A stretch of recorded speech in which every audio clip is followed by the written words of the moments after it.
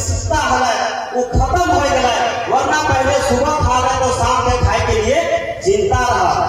तो जब ये खेती कर ले तो एक कारण नाम दिले कहे कि झारखंड के जो समाज है ये एक खेतीहर समाज है, ये एक श्रमिक समाज है। और हमनी के समाज के अगर लोग खेती ना करे, अगर तरह तरह के पूजा उपासना में ही आस्था में ही अगर डूबल रहे और अगर कर्म पर ध्यान ना दे तो क्या ये जिंदगी बढ़िया से चले पाते?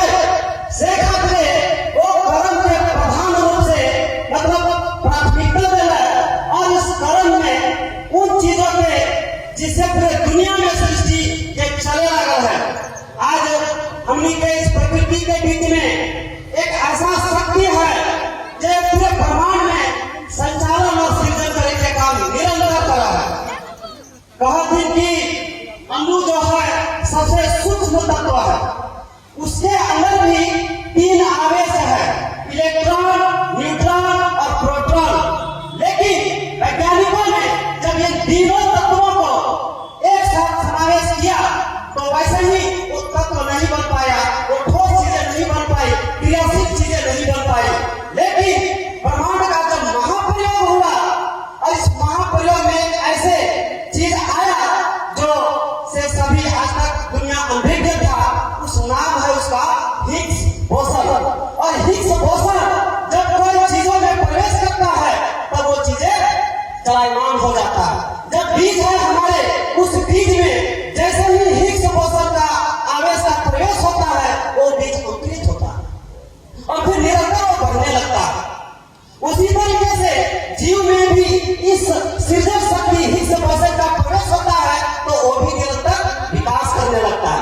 इसी तरीके से पूरे प्रकृति के पूरे ब्रह्मांड में चाहे वो जलचर हो, चाहे वो थल हो, चाहे वो आकाश हो, चाहे पूरे ब्रह्मांड के संचालन करने की बात हो, उसमें इस शक्ति जो सृजन शक्ति है ये व्यापक रूप से निरंतर चल रहा है।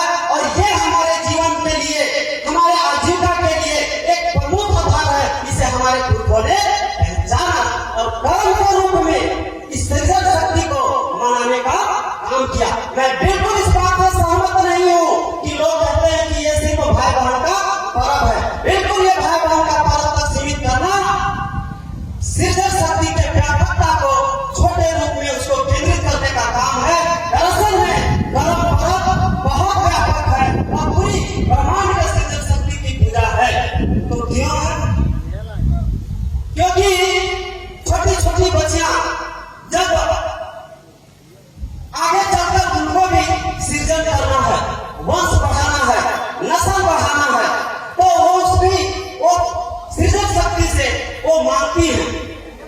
इसलिए इसके साथ में जहां एक और हमारे पुरखों ने इस कर्म अखाड़ा के रूप में जहां अपनी नस्लों को बढ़ाने के लिए इस अखाड़ा को सृजन किया, साथ ही हमारे पेट भरने का जो आधार है खेती है, उसको भी सीखने का प्रशिक्षण ट्रेनिंग इस अखाड़ा के माध्यम से देने का काम किया।